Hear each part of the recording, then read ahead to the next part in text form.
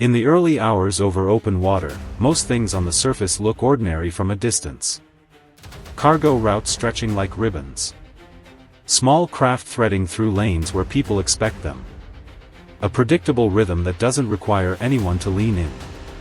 Then the screen changes. Not gradually, suddenly. A cluster of new echoes appears almost at the same moment, spaced carefully enough that it doesn't feel random. The operator pauses. Not because the contacts are racing, not because they're closing violently, but because they arrive with too much coordination to be an accident. Range is adjusted. The picture gets clearer. 8 surface contacts. No automatic identification. No transponder. No commercial profile. Their courses are steady, too steady for casual travel, too aligned for coincidence. The officer on watch doesn't assume hostility. He assumes something is being tested, something being measured. On deck, the scene remains calm. The sea is quiet. The sky is clear. From far away, it looks like any lawful passage. Inside, it's different. Specialists bring long-range optics online. The camera feed confirms the same story the radar suggests: gray hulls with military silhouettes, moving from multiple bearings as if the ocean itself is being used to shape an approach. They don't rush. They don't drift. They simply advance, patiently, deliberately, while the distance between them narrows at a controlled pace. Maritime protocol is simple: when vessels meet, there's a way to establish intent. Hailing. Signaling. Confirmation. Silence breaks that pattern. A first call goes out on open channels. No reply. A second message follows, clear and professional, without threat. Still nothing.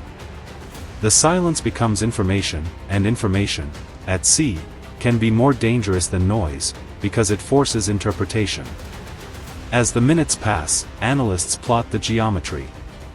They compute the closest points of approach and compare those numbers against safe margins. If course and speed remain unchanged, several of the contacts will pass close enough to create pressure.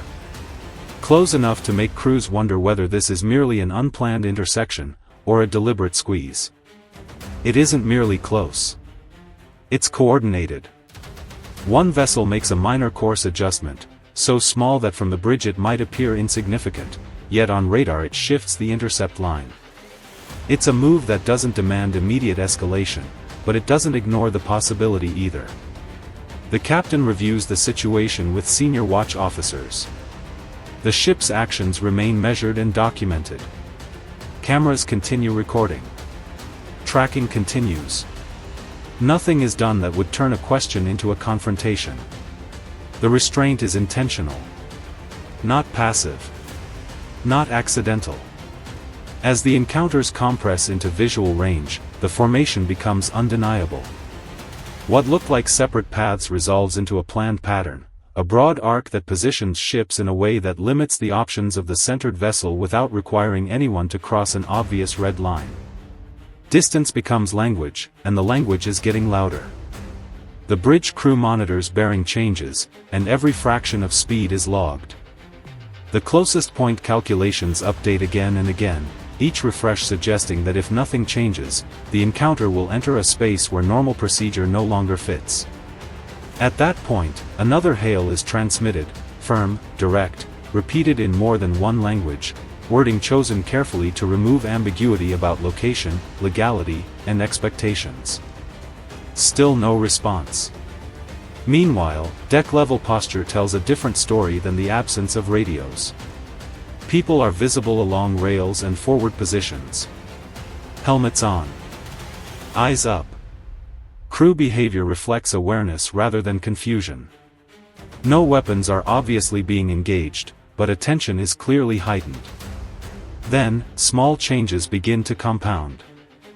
One contact increases speed slightly. Another aligns more precisely. The gaps between ships narrow just enough to tighten the geometry. It's not a charging movement, it's a conversion from approach to positioning. In other words, from traveling through the same area to shaping the area. The centered vessel does not make dramatic turns. It does not speed up or slow down in ways that could look like panic or defiance. The safest choice, paradoxically, is steadiness. Electronic systems begin to notice more active emissions, low-power tracking signals that aren't meant to ignite immediate escalation, yet are clearly meant to paint the ship and measure the picture. It's controlled electronic friction, enough to show capability, not enough to start a fight. But every recorded frequency, timestamp, and parameter becomes part of an evidence trail, because at sea, the outcome can depend on what's documented as much as what's done. Visual confirmation supports the technical logs. Hull details become clearer. Flags flutter. Personnel shift into positions that suggest surveillance rather than celebration. Everyone involved knows they're not dealing with misunderstanding anymore. Eventually, the formation stabilizes into a loose semicircle, ships within sight, holding their lanes without crossing directly in front. No one does the obvious hostile move. Instead, they apply pressure through arrangement, constraining movement, controlling angles, and waiting for the other side to make an interpretive mistake. At this stage, the captain faces a decision that is simple to say and hard to live through: escalate and risk turning theater into confrontation, or hold steady and force the other side to choose how far it will go. He chooses steadiness. Then the encounter shifts from pressure to provocation. A couple of contacts accelerate, their headings turning together. The geometry tightens toward the bow of the centered vessel. Closest point calculations flash warnings.